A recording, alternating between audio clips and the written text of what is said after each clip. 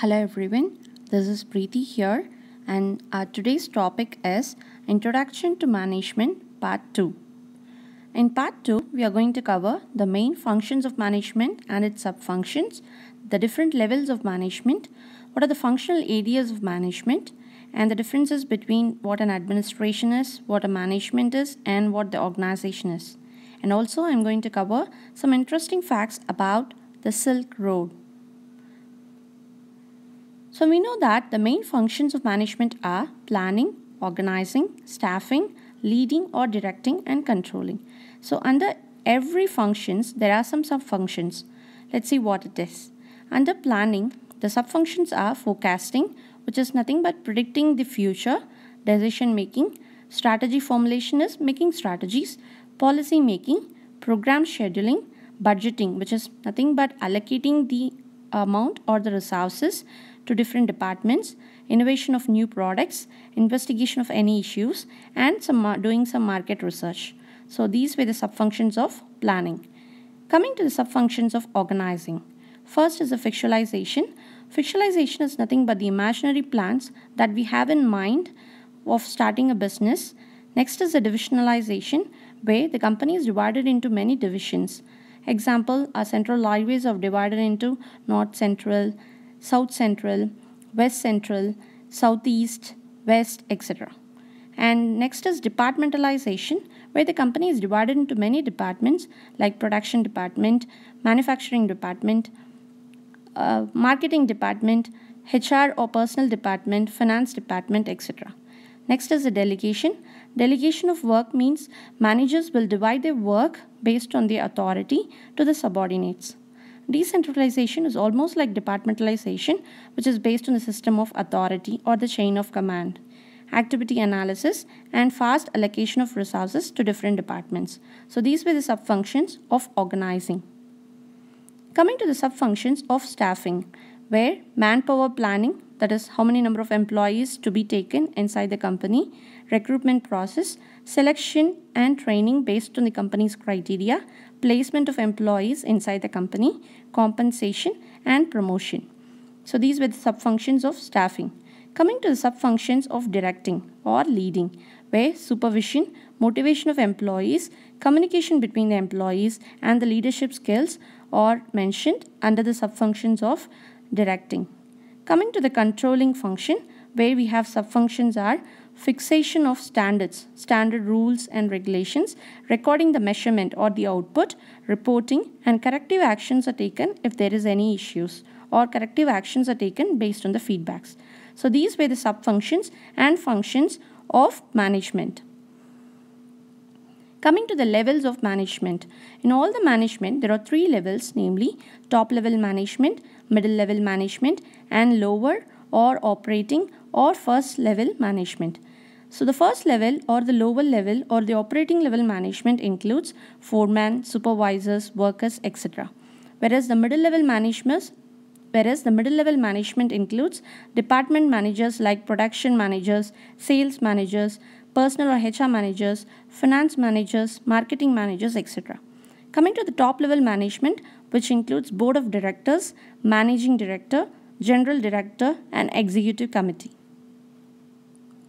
Here is the proportion of managerial functions at different levels, that is top level, middle level, and lower level management. Coming to the top level management, it includes more of the planning work, little organizing work, half of the staffing work, little directing work, and very less controlling work. That is, the main decisions of control is taken by the top level management. The middle level management shares all the major functions. Coming to the lower level management, it took part only in very little of planning work, little of organizing work, half of the staffing work, more of directing, leading or supervising work, and whatever decisions are taken in control work by the top level management, it is implemented in the lower level management. Coming to the functional areas of management, there are four functions or functional areas of management, namely production management, marketing management, financial management, personal management. Production management deals with manufacturing of products, marketing management deals with marketing of the produced product, financial management deals with all the financials, capitals, earnings, dividends, etc. Personal level management deals with all the recruitment of employees for manufacturing the products. So in all the level managements or in all the functional areas of management, they share all the common managerial functions, which are planning, organizing, staffing, directing, and controlling. So coming to the production management, what they do is they design a product, locate and lay out the plants, repair and maintain the machineries, inventory control and quality control of the products, doing some research and development of a new product. Coming to the marketing management, they do marketing research to determine the needs of the consumers or the consumers' wishes or their demands, planning and developing a suitable products which is very attractive to the customers, setting the appropriate prices for the product which is very attractive for customers, selection of right distribution channels for doing marketing, that is targeting the audience or finding the segmentation, and promotional activities like ads, pamphlets, or giving samples or taking surveys, etc. Third is a financial management, which includes volume of funds needs for long term or short term, which is nothing but the capital, appropriate source of funds, so where the source or where the funds are coming from, whether it is the loan or the savings amount or the earnings amount of the company or the dividends of the shareholders, etc. Ensures proper utilization and allocation of funds to different departments and divisions, administration of earnings, etc. Fourth one is personal or HR management, which includes manpower planning, recruitment process and selection, training and development of employees in specific areas, appraisal, promotion and compensation of employees, employee service and benefits like PF, etc., personal records and research like background checks or is there any criminal records on the employees, etc. Coming to the difference between the administration, management and an organization. So based on the nature, the administration is all about a thinking function where the planning work is taken place. Management, it is a doing function where the execution of activities takes place, where organization is about the organizing function, that is dividing into divisions or departments. Under the scope, the administration is all about, it comes in a first place by providing guidelines to the management and the organization. So administration is all about the first control. Management comes to second place, who follows the admin instructions and implement the policies, whereas the organization, it comes to third place and responsible for what the admin has said and the management has planned. So everything is coming together.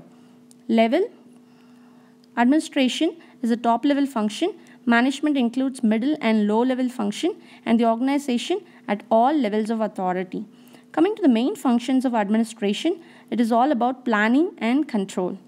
Management main functions are directing and organizing, whereas the main functions of organization are operations, finance, and marketing. The skills required for administrative activities are conceptual and human skills, whereas for management, the skills required are technical and human skills or employee skills. And for organization, the skills required are physical, organizational skills, communication skills, and delegating skills. The usage where the administration is used in government and public sectors, the management is used in business concerns, and the organization is used in insurance companies, law firms, engineering firms, etc. The good examples of administration are Indian Railways, BEL, that is Bharat Heavy Electricals Limited, ONGC, which is Oil and Natural Gas Corporation, NALCO, Hindustan Petroleum HP, etc. The good examples of management are Accenture, which is an IT sector company, Tata Strategic Management Group, that is under Tata Group, EY, Ernst & Young, Deloitte, etc. These were the financial firms. The good examples of organization are WHO, which is World Health Organization, World Trade Organization, WTO, Food and Administrative Organization, FAO, ISRO is Indian Space Research Organization, RBI is Reserve Bank of India, etc. So these were the examples of organization, and these were the differences between administration, management, and organization. Let's see some interesting facts about the Silk Road. The Silk Road is an ancient international trade route, and it's not just a road with a land route, but it is a network of land and sea routes. It has just got its name as a Silk Road because the silk is most traded product from China to Europe in this route. So you can just see the map. It just starts from China and goes to Europe. It is a network of land and sea routes. The Silk Road was a network of trade routes connecting China and the Far East with the Middle East and Europe. It is incredibly dangerous as they need to cross white hot sand dunes in desert, forbidden mountains, brutal winds and poisonous snakes. It is a very dangerous route. Although it's been nearly 600 years since the Silk Road has been used for international trade, the routes had a lasting impact on commerce, culture and history that resonates even today. So you can just refer to the article which was published on May 21st in New York Times about the Silk Road. The Silk Road sites in India are the sites that were important for trade on the Asian Silk Road. There are 12 such places in India. These are spread across 7 states in India like Bihar, Jammu Kashmir, Maharashtra, Puducherry, Punjab, Tamil Nadu and Uttar Pradesh. These sites are on tentative list of UNESCO World Heritage Site. India was famous for trading for its fabrics, spices, and semi-precious stones, dyes, and ivory, and Buddhism went to China through trade with India. So these were the interesting facts about the Silk Road. I hope you liked this video. To view more videos, keep watching this channel. Thank you.